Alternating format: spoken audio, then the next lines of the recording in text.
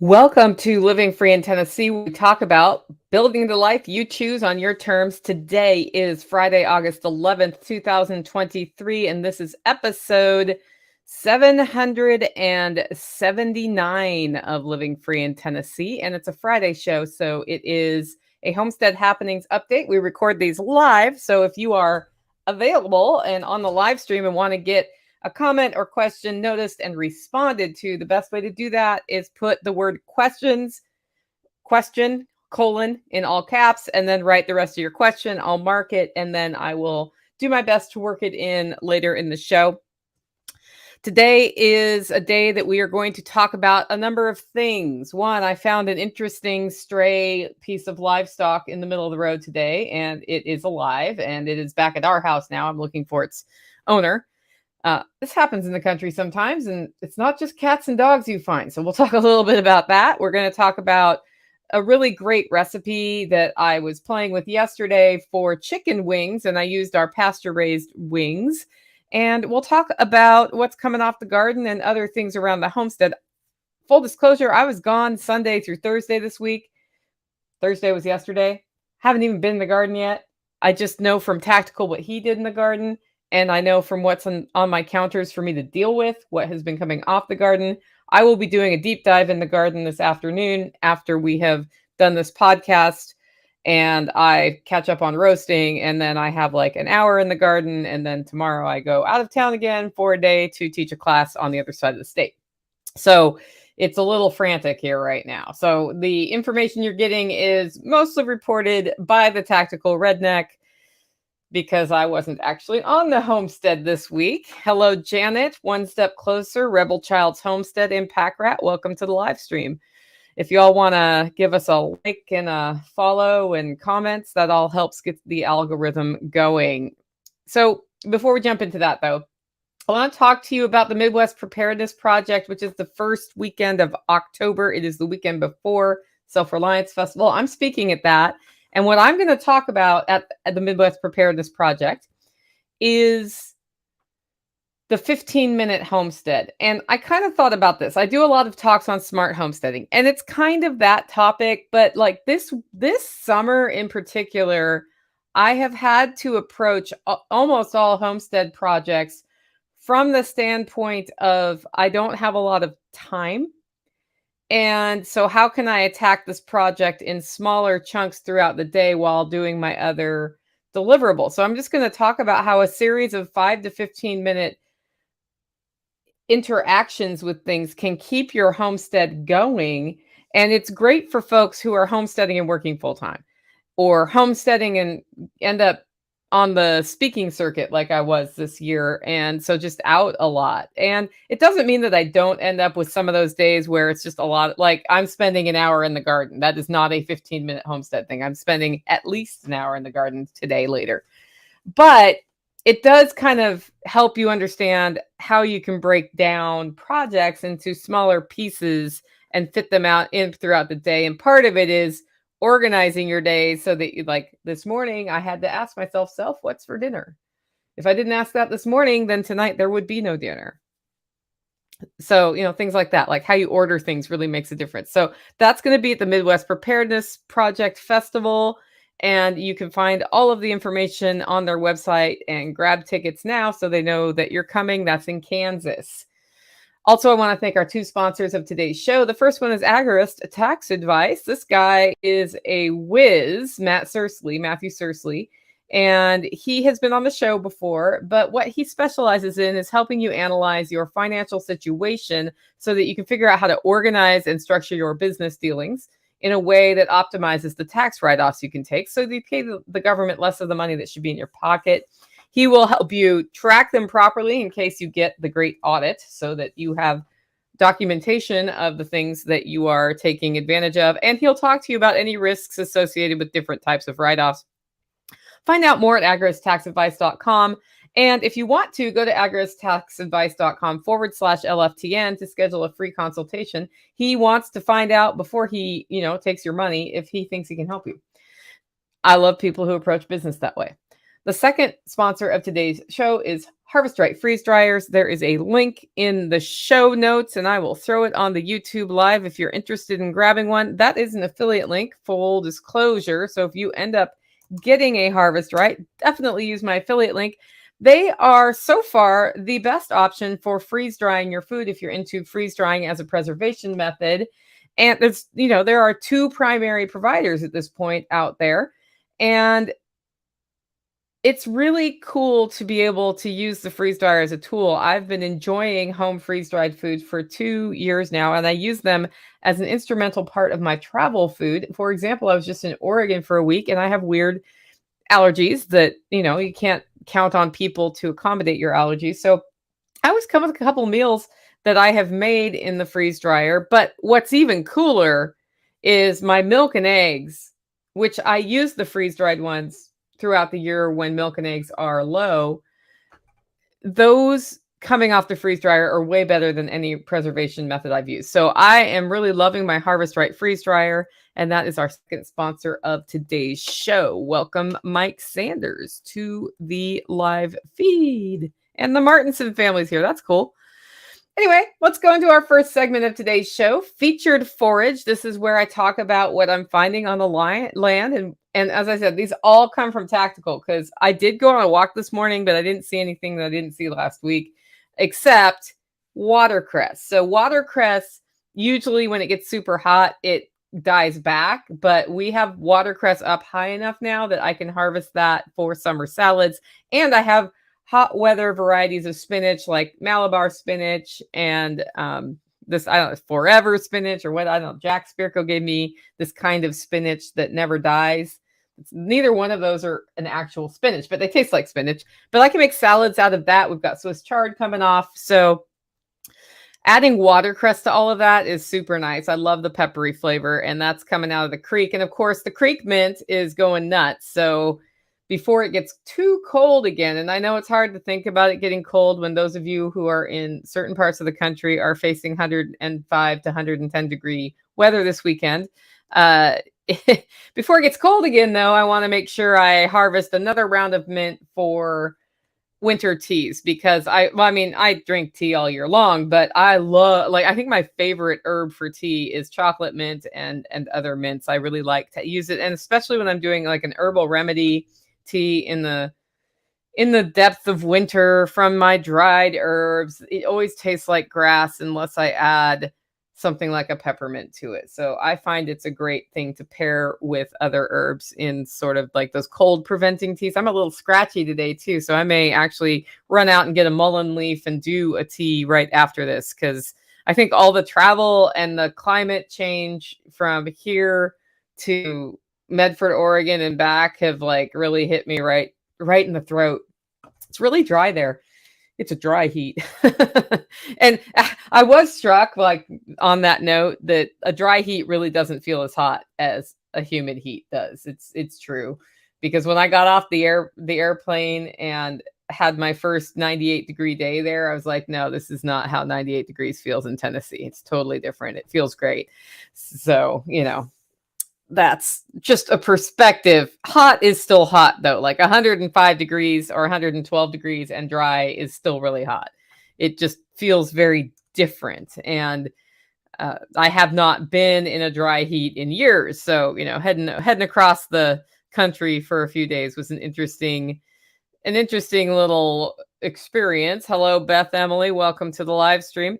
We've got yard mint also. And then the echinacea, I already harvested echinacea flower for tea and dried it at room temperature.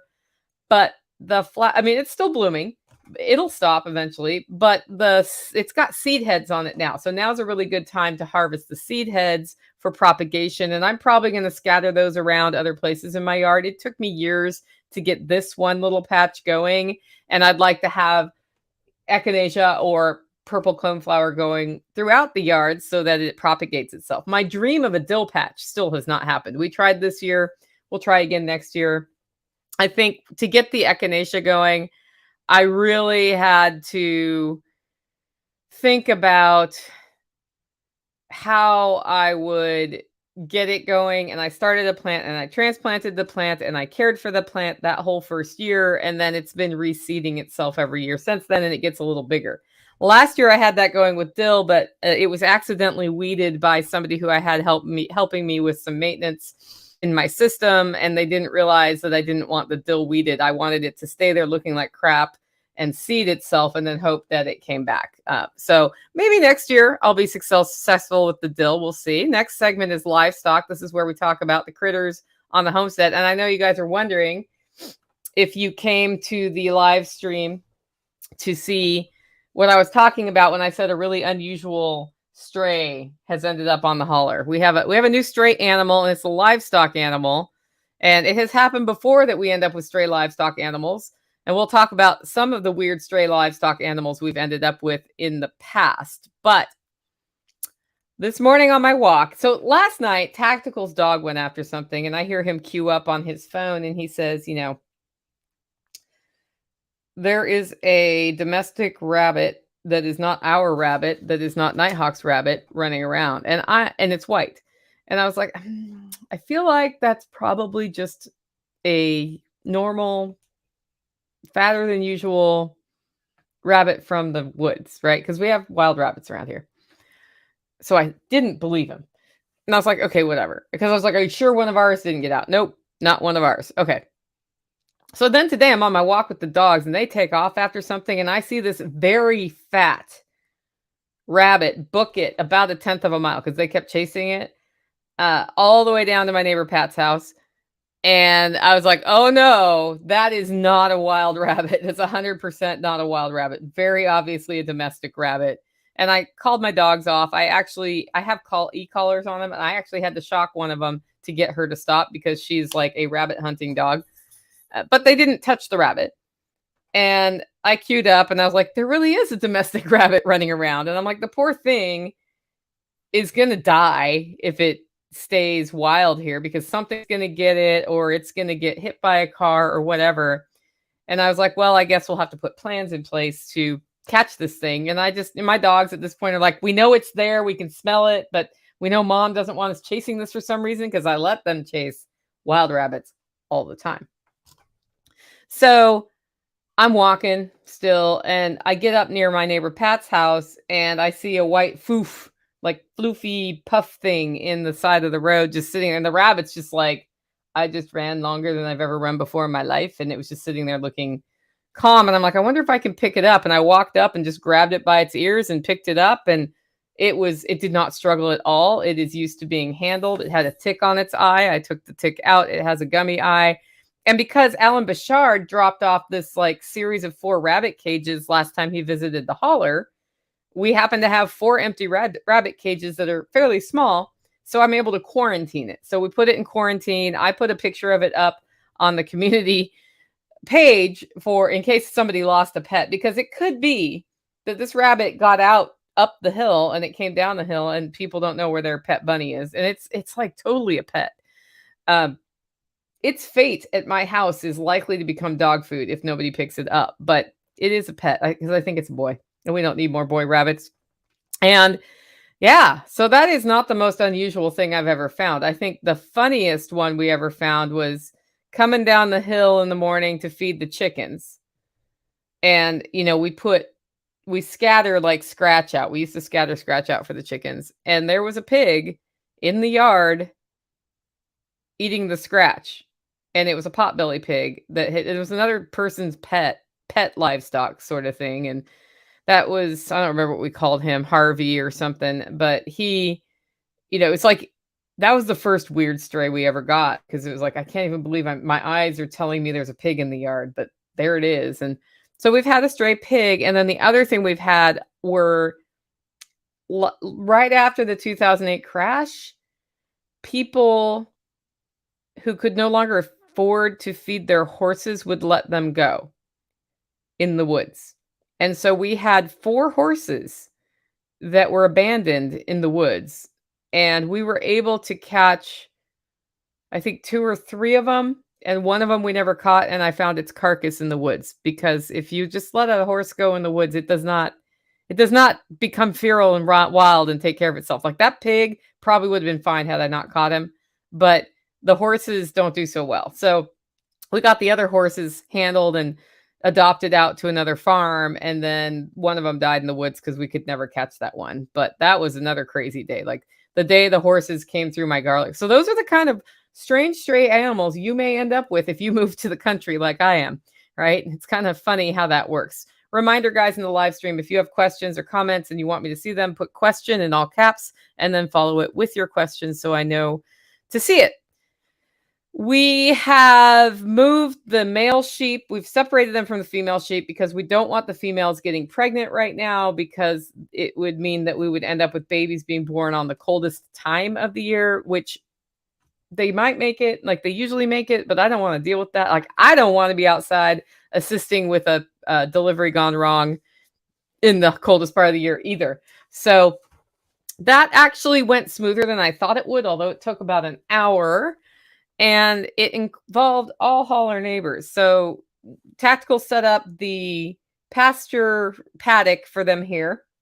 And it's about 1/10 of a mile down the road. So like what you don't want to have happen is you're moving sheep down the road in a car, because that'll spook them. And what we did is we went up, moved them from a paddock next door to their new paddock, and then kind of drove the boys away from the girls into the former paddock. We put collars on them and we put leashes on them. And no, they won't just let us walk them like a dog, but the leash kind of helps you keep control of the animal. And then we kind of encouraged them to move from the old pasture to the new, from the old property back to my property, from the other property back to my property. And Tactical and Nighthawk had them on a leash. I was driving them with a bucket from the back, like hitting the backs of their legs to keep them going. Steve Eversole's wife, Tracy, was in their four-wheeler following behind us. And, you know, cars are scary. And then I think Steve was back at the pasture doing something else with the other sheep. So we have a route we can make that keeps them basically off the road by going through Nighthawk's yard. And so that's the route we took. Got them to the property, got them there. And then I'm like, man, while we have them and they have collars on, which makes them a lot easier to catch, let's trim their hooves. So Nighthawk held them down while I trimmed their hooves of those two. I still need to do the other ladies. And Tracy took video of that, I believe. Eventually I'll get a video up about trimming sheep hooves. But Floki's hooves were great. Like, he hardly needed any trimming. And Timmy's hooves were terrible. And I'll probably need to look at those again in a couple weeks after it's, you know, had a minute to finish from, like, they'll reaccommodate or reacclimate after that. They're in a really rocky paddock, so I'm hoping that'll help keep them trimmed. But yeah, Timmy had some serious, I should have done that a few weeks ago or maybe a month ago. And I've been talking about it for a long time. So the thing that keeps me from trimming hooves is that it's a several person activity and you got to catch them and blah. So I need to be better about that. That's all I know. Because what I don't want are like foot infections happening, taking my sheep out for something I can prevent with maintenance of, you know, it's basically nail trimming your sheep. So that has all worked well. And the boys have acclimated pretty well. Although Timmy headbutted Tactical this week, and he's never done that before. And Tactical's like, I'm going to give him a pass on that. Tactical put him on the ground after that. He's going to give him a pass on that because he is like separated from his ladies for the first time in months. So we figure he's just having an uppity attitude based on that situation. But they're going to be separated till right after Self-Reliance Festival, and then they can be back with the ladies. And because then the timeline is fine. Usually we do earlier October, but I have learned when I have farm sitters over, it's best not to have made any major changes with the sheep right before they come in, because then the sheep get out and we're on the phone the whole time talking about how to get the sheep back in. So that's our plan. The girls have completely changed in demeanor since being separated from the boys. They're more outgoing. They're coming up to Tactical for affection. And I don't know, maybe they think he's their ram now, but they're very different than when they're with their rams in there. And then we have noticed that this year, so the ducks were like unlearning their go to bed training, and they have relearned it. What Tactical figured out is he was feeding them too much. So in the winter, the ducks eat more supplemental feed than in the summer because they're getting more forage in the summer. and he had not reduced what he was putting in the coop every night, and he tried doing that, and now it's like a duck race for the coop for the food, which gets them in once you say the words to tell them to go to bed. So that's all doing well. The babies, who are, I think, 4 weeks old now or 5 weeks old now, are totally trained to go into their coop.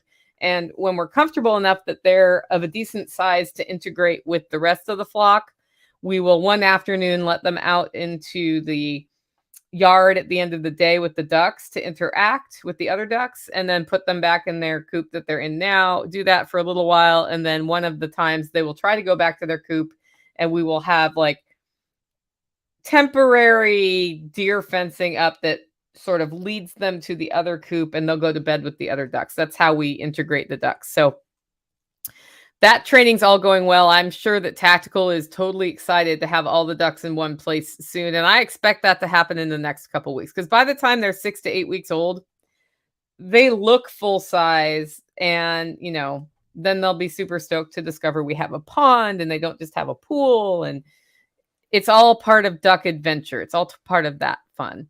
Next segment is Grow. This is where we talk about what is growing on the homestead. And I did not get my beet seeds in last week before I went out of town. I just ran out of time. I was like literally, I think I was packing an hour before I went to the airport Sunday and doing projects that I had to be on the homestead to do, like getting my coffee orders out. And I had a lot of orders last weekend.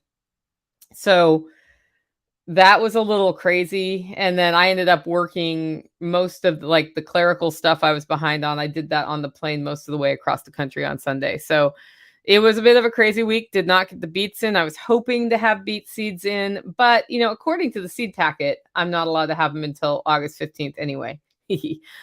So maybe today I'm doing intensive garden hour to make sure we harvest as much as possible out of the garden. And it will take 5 minutes to put them in because I've already prepared the place for it. I just have to pull the wood chips off the top that mulches them and put them in. And our weather pattern this year has been pretty good with rain, so I don't even need to do any top watering if I get them in. So knock on wood. It's a 5-minute. This is an example of a 5-minute homesteading thing that it's really easy to put off, but all I have to do is put the beet seeds in and it's fine. Tomatoes are coming on fast, and I'll be making salsa today. I'm doing a canning class tomorrow. I'm going to show folks how to can salsa, and because of how long it takes to cook salsa, I did not want to try to do all of that at once. So I'm going to come with pre-made salsa and show them how to water bath can that, among other things. We're water bath canning that. We're doing dilly beans, and we're pressure canning chicken and green beans, all as part of that class, and I'm hoping to get it all done in 4 hours. We will see how that goes. I am bringing my electric canner, so there's going to be I have 2 canners, 2 stovetop canners. Brett has a stovetop canner, and we have the Presto electric canner. So I think among all of those things, we'll get the canning done, which is great. So I love tomato season. So we're eating as many fresh tomatoes as possible. I've started documenting how I save tomato seeds on TikTok and the Instagram and the Facebook stories. And it's probably on YouTube Shorts. I don't know. But I have been just sort of documenting that. We'll be doing a second video about that this weekend because I set them up before I left town. And then I'm going to do the next step now. And that will be available for y'all to watch so you can see how I save seeds. The Brussels sprouts. No, really, the Brussels sprouts are finally ready to harvest. So we'll be having Brussels sprouts. It's funny because I have like 4 or 5 of them and they're like big stalks, and that'll give us Brussels sprouts for like 2 weeks. So it's not a ton of Brussels sprouts, but it'll be delicious. We are totally in the middle of fall garden transition. My next focus is I'm going to get lettuces started inside and anything else I want to direct seed in the ground in the next 2 weeks in a place where I can do row cover to extend it when it starts getting cold.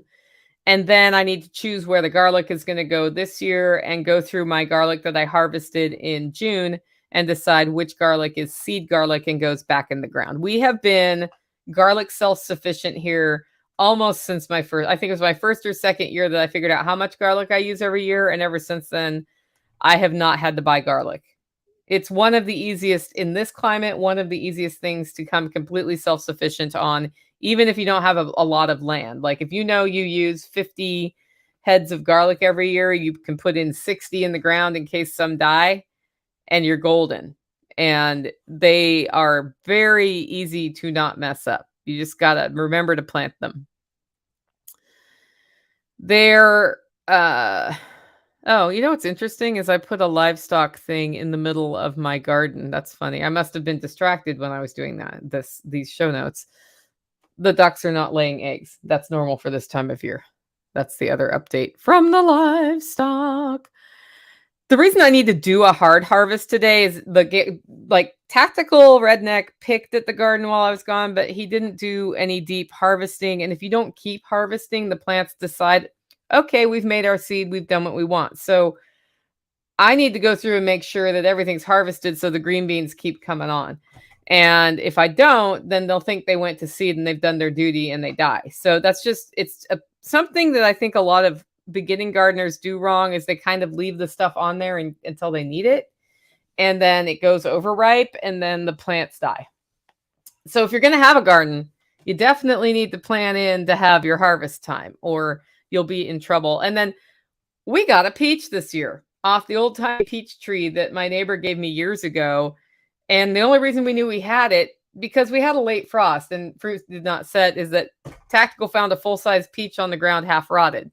So unfortunately, we did not get to eat said peach, but he is going to bury the peach somewhere where he wants a tree and hope it comes up from that seed. So we'll see how that goes. I don't know. It depends on if the pollinators pollinated it. And I was like, just go ahead and bury it in the fruit and see what happens. Why not? Like, otherwise you have to like put it in the fridge for a certain amount of time. I don't know how long and blah, blah, blah, blah, blah. You probably have to scarify the seed. I don't know. Why not? See if it works. Put it in the ground. Can't hurt. Today under harvest meals, I did get to cook one harvest meal this week. And when we processed our chickens, I partsed out a lot of them because we tend to serve chicken at events. And so it's nice to have a whole package of just thighs or a whole package of just breasts because they cook for a different amount of time based on the size of the piece of the chicken. And we end up serving them in pieces anyway, so I didn't need them whole. So like every other workshop, it's like, oh, we got to cut up these chickens again. And then I was like, well, I'll just cut them up now and then they'll be good to go. And I ended up with a couple packages of wings, which I had no intention of serving at the workshop next year. So I asked Tactical to grab them out of the freezer before I came home and looked up online how to bake crispy chicken wings and found an approach where you put baking powder and salt on it and then you put sauce on it later. And I was like, well, I'm not going to put sauce on it because I am mostly a ketogenic eater and the sauces usually have a lot of sugar in them. So I took like that base recipe and then added my own herbs. And here's what I did. So for 17 wings, and by wings, I mean wings that have been cut in half. So there's like the drumlet and the other piece. Those are individual wings in the restaurant wing world. I put it in a Ziploc bag. Like, remember shake and bake back in the day? I basically did a shake and bake. I put 2 tablespoons of baking powder in, 1 teaspoon of salt. No, 2 teaspoons of salt. So 2 tablespoons of baking powder, 2 teaspoons of salt. And then I added whatever other spices I wanted, which included freeze-dried garlic powder and freeze-dried basil and bourbon smoked paprika and pepper. Those were the ones I used. And then I shook up the wings so they were coated lightly.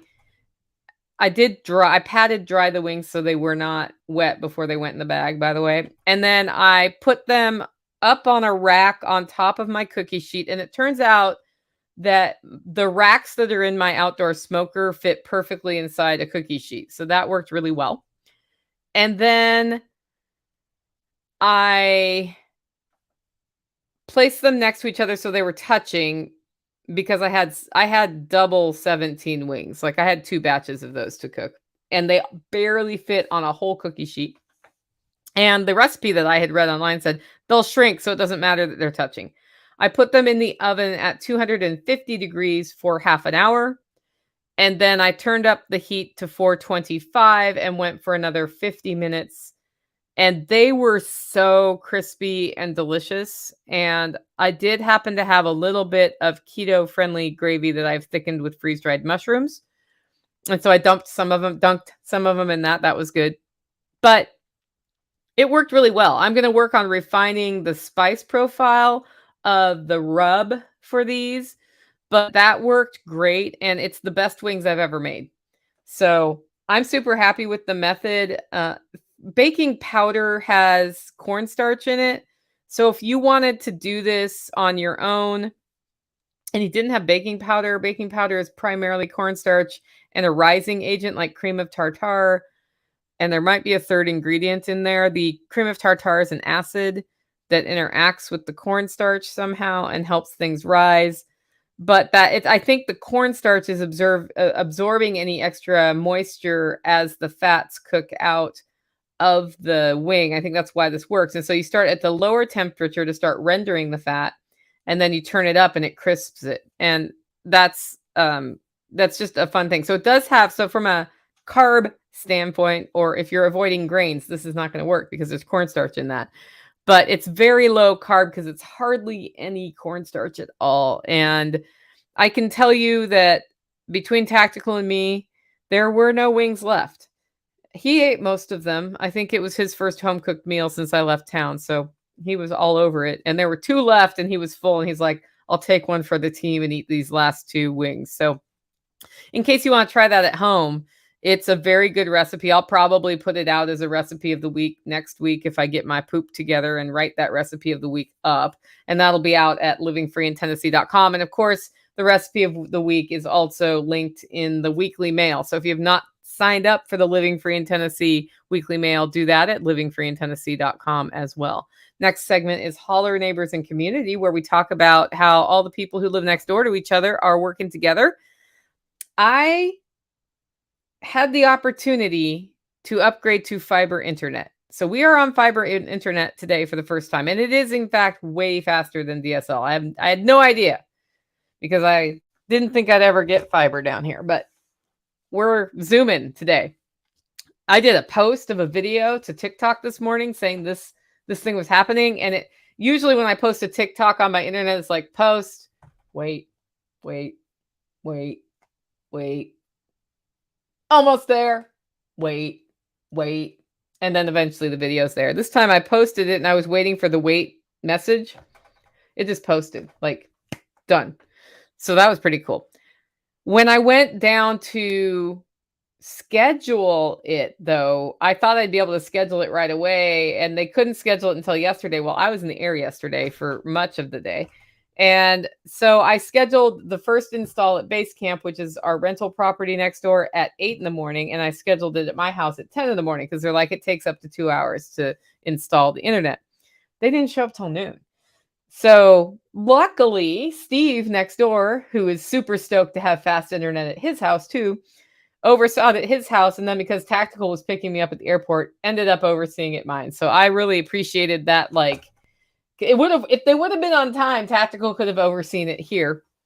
But I appreciated him jumping in and taking care of that because I really wanted to have fiber done. And we'll see how it goes. Like, it's been so stable so far. We've been doing pretty well.